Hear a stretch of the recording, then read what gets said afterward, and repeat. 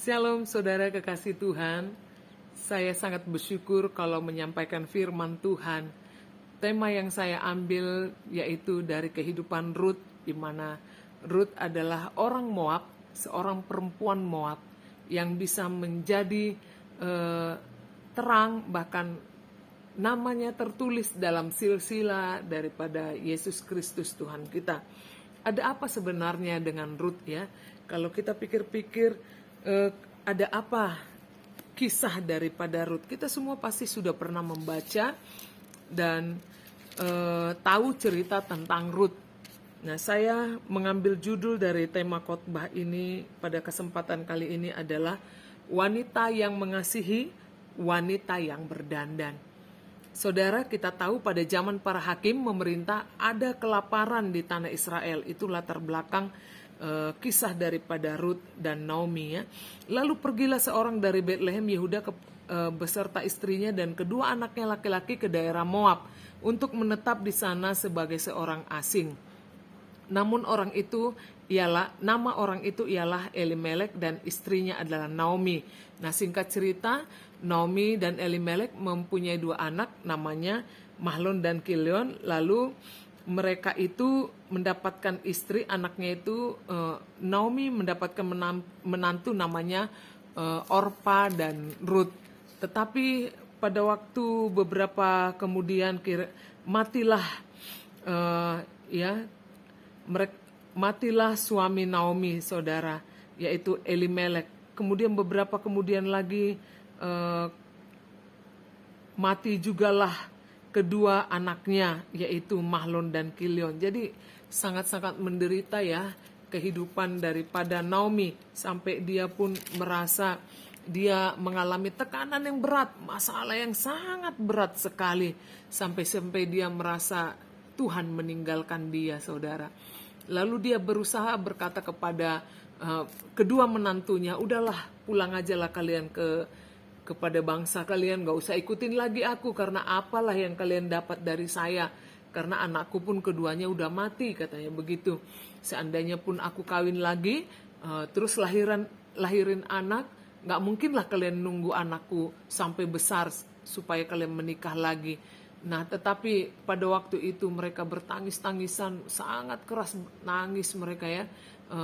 Kayaknya mulailah mengadakan perpisahan. Tetapi sayangnya Orpa kembali kepada bangsanya. Tetapi hebatnya ada menantu Naomi yaitu Rut.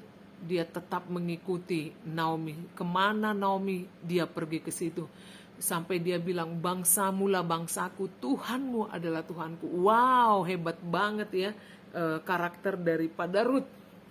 Nah, singkat cerita akhirnya Rut mengikuti Naomi.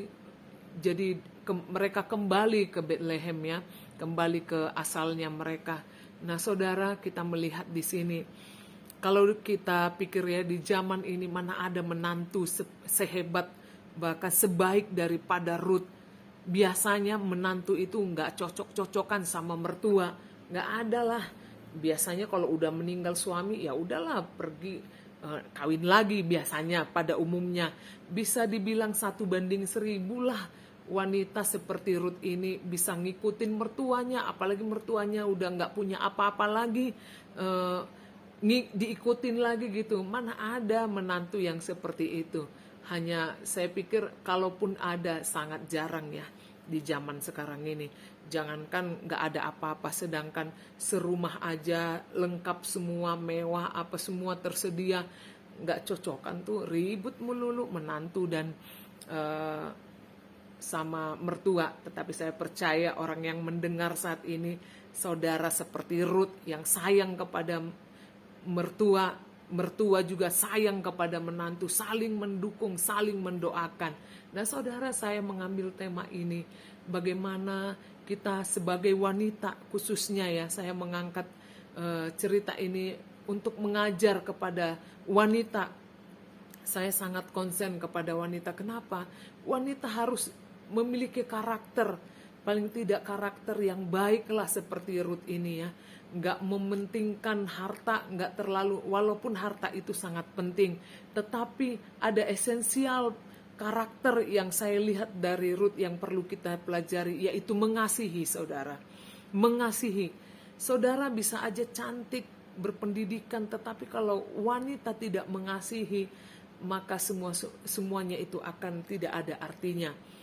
Saya mengajak kita dari cerita tentang Rut ini, kita pertama-tama saya ajak adalah wanita yang mengasihi. Kenapa kita harus belajar untuk mengasihi, saudara? Yang pertama, siapa yang perlu kita kasihi? Yang pertama itu saya ajak kita semua adalah saya dan saudara. Kita harus mengasihi Allah kita. Tuhan kita, seperti Rut berkata kepada Naomi, Allahmu lah Allahku. Padahal Rut adalah orang Moab yang gak mengenal Tuhan. Mereka hanya taunya dewa-dewa sesembahan mereka. Saudara kita yang mengasihi Tuhan, yang sudah mengenal Tuhan, seberapa besar hati kita mengasihi Tuhan? Mari kita periksa hati kita.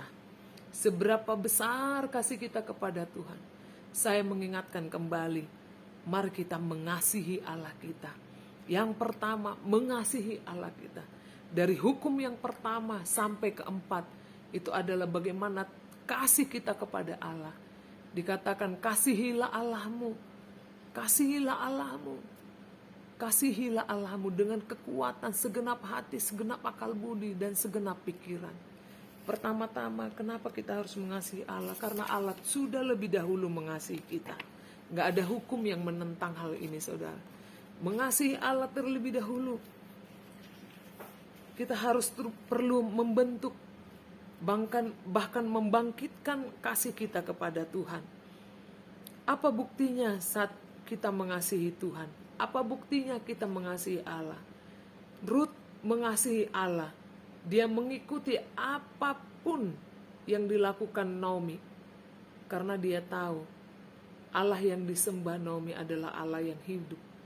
Kita juga pada waktu menyembah, jangan kita hanya menyembah seperti orang yang tidak mengerti esensial bagaimana mengasihi Tuhan. Pada waktu kita menyembah adalah menyembah mengasihi Tuhan. Bukan hanya menyembah hanya begitu saja kosong. Nah saudara, kita perlu mengasihi Allah kita. Dengan cara apa? Yohanes 14 ayat 15 berkata, yaitu orang yang mengasihi Allah adalah orang yang menuruti segala perintah Allah. Yohanes 14 ayat 15, coba kita lihat saudara ya. Dikatakan di sini firman Tuhan bahwa orang yang mengasihi Allah adalah orang yang menuruti segala perintah Allah. Jadi kita nggak bisa kita katakan aku mengasihi engkau Yesus, tapi kita nggak nuruti apa yang Tuhan perintahkan kepada kita. Dikatakan ayat 15, jikalau kamu mengasihi aku, kamu akan menuruti segala perintahku. Segala perintah Tuhan kita turuti, saudara. Yang kedua, wanita yang mengasihi adalah wanita yang mengasihi sesama. Rut mengikuti Naomi dan benar-benar mengasihi Naomi. Dia adalah gambaran seorang menantu yang sungguh-sungguh mengasihi mertuanya. Dalam hidup ini kita kadang seperti Orpa ya. Orpa pada waktu mulai mengadakan perpisahan kepada Naomi, mereka bertangis-tangisan suara keras. Mungkin begini ya ceritanya, pada waktu nangis gitu ya, sesenggukan, peluk-pelukan, tetapi pada akhirnya dia meninggalkan Naomi juga. Nah sama halnya kita juga kadang-kadang seperti Orpa ya saudara. Kita datang menyembah Tuhan, nangis sampai meler-meler, tetapi setelah menyembah lupa. Kita kadang-kadang seperti Orpa, kita kembali ke dunia kita. Kita kembali ke tabiat kita. Kita lupa bagaimana mengasihi Tuhan. Ya marah, kepahitan, dosa ya dosa. Kadang-kadang kedagingan kita masih muncul. Kadang iri hati, kadang-kadang kita seperti itu saudara. Ya, tetapi kalau kita mengasihi sesama seperti kita mengasihi diri kita sendiri, maka kita akan memulai sifat-sifat kita dengan yang baik dengan sesama. Seperti Rut mengasihi mertuanya saudara. Mengasihi mertuanya, kita juga belajar mengasihi sesama kita. Bahkan pada puncaknya kita diajarkan oleh Tuhan bagaimana kita mengasihi musuh kita. Kalau kita mengasihi orang yang mengasihi kita itu biasa. Tetapi puncak daripada kasih itu, level yang sangat tertinggi adalah bagaimana kita mengasihi orang yang membenci kita. Hanya Yesus yang mengajarkan seperti itu, saudara. Kalau kita mengasihi Allah, maka kita akan bisa mengasihi sesama kita. Walaupun kita sering dicurangi, sering dibenci, dikatain, bahkan sering gak adil, kita akan bisa mengasihi orang yang membenci kita. Siapa yang mungkin kadang di lingkungan kita yang membenci kita? Mungkin suami, mungkin kakak, adik, saudara, siapapun.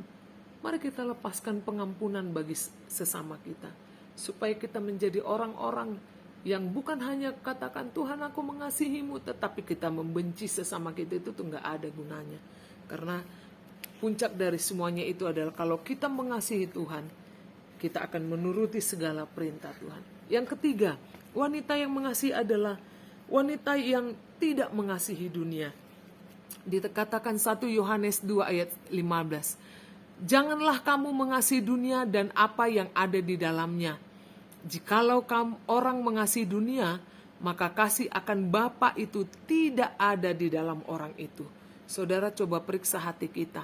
Kita dikatakan seperti ini adalah bukan berarti kita nggak bisa lagi memakai harta dunia. Kadang-kadang harta dunia, mamon pun kita gunakan untuk memuliakan Allah. Nah, bukan itu esensinya. Tetapi orang yang jangan mengasihi dunia, maksudnya adalah jangan kita melekat kepada barang-barang dunia untuk kesombongan kita. Jangan kita melekat kepada dunia yang membawa kita tidak mengutamakan Tuhan. Karena dikatakan di mana hartamu berada, di situ hatimu berada. Kalau harta kita material dunia, maka hati kita akan melekat di situ. Tapi kalau kita jadikan Tuhan menjadi harta kita yang ada di dalam hati kita, maka harta itu akan melekat di dalam hati kita, saudara. Jadi kita gak boleh mengasihi dunia, bahkan apa yang ada di dalamnya. Karena dikatakan kalau orang yang mengasihi dunia, maka kasih akan Bapa tidak akan ada di dalam orang itu. Nah, saudara, wanita yang mengasihi, 3 hal poin tadi diingatkan kepada kita. Mari kita menjadi wanita yang mengasihi. Yang pertama, mengasihi Allah. Yang kedua, mengasihi sesama seperti diri kita sendiri. Dan teguran kepada kita, jangan mengasihi dunia. Nah, kemudian wanita yang berdandan. Wanita yang berdandan itu, berdandan artinya kita mempercantik diri kita sebagai wanita. Nggak ada dong wanita yang nggak mau cantik ya. Kadang-kadang wanita itu harus pergi ke salon, mempercantik diri, pedikur, medikur, semua dipoles supaya cantik. Bayangkan kalau wanita nggak pernah mandi, nggak pernah berpoles, nggak pernah berdandan, nggak menarik rasanya. Bahkan misalnya menyampaikan ceramah atau firman Tuhan, tampil di muka umum nggak berdandan, rasanya nggak menarik banget ya. Walaupun yang disampaikan itu sangat menarik, kadang-kadang ada pengaruhnya, tetapi walaupun itu tidak terlalu poin utama ya, tetapi penting bagi kita. Nah, artinya daripada wanita yang berdandan dalam Alkitabiah adalah wanita yang melakukan perbuatan baik. Kita melihat dari 1 Timotius 2 ayat 9 sampai 10. Boleh saya bacakan buat saudara. Di sini dikatakan bagaimana wanita yang berdandan itu adalah di dalam 1 Timotius 2 ayat 9 sampai 10 dikatakan, demikian juga hendaknya perempuan, hendaklah ia berdandan dengan pantas, dengan sopan dan sederhana. Rambutnya jangan berkepang-kepang, jangan memakai emas atau mutiara ataupun pakaian yang mahal-mahal. Tetapi hendaklah ia berdandan dengan perbuatan baik, seperti yang layak bagi perempuan yang beribadah. Apalagi kita wanita yang beribadah, berdandanlah yang pantas, jangan juga norak maupun menor. Nanti dandanan kita jadi mencuri perhatian bagi orang. Artinya dandanan kita adalah dandanan yang seperti orang yang beribadah. Apa itu? Yaitu perbuatan baik, wanita bijak. Dikatakan dalam Amsal 31, wanita yang sungguh-sungguh berkenan di hati suaminya, wanita yang berkenan di hati Tuhan. Untuk itu saudara, pada saat ini mari kita mempolesi diri kita, berdandan untuk melakukan hal-hal yang benar. Berdandan itu saya bawa pada saat kesempatan ini artinya adalah perbuatan baik kita, bukan berdandan hal-hal lahiriah, saudara. Sedangkan hal-hal lahiriah saja, kalau kita berdandan cantik, orang pun sangat menarik melihat kita, apalagi kita batiniah kita yang kita dandani, jadi karakter kita yang baik itu menjadi terang, sehingga orang-orang yang melihat kita akan memuliakan Bapa di surga.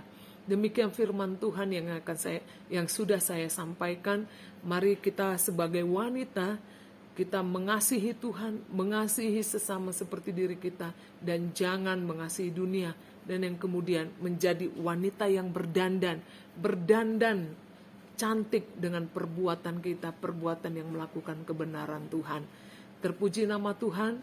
Mari kita bersatu dalam doa. Kami bersyukur Tuhan untuk hikmat-Mu, firman yang Kau sampaikan kepada kami, mengingatkan kami menjadi wanita yang sungguh-sungguh memperhias diri kami dengan cara-cara-Mu ya Tuhan, yaitu mengasihi Tuhan, mengasihi diri kami, sesama kami seperti diri kami, dan tidak mengasihi dunia, bahkan menjadi wanita yang berdandan, tampil cantik di hadapan Tuhan, cantik secara batiniah, sehingga nama Tuhan dipermuliakan lewat hidup kami, sehingga perbuatan kami yang menyenangkan hati Tuhan, Engkau akan mencurahkan perkenanan-Mu atas kami. Terpujilah nama-Mu Bapa, di dalam nama Yesus kami bersyukur, haleluya, amin.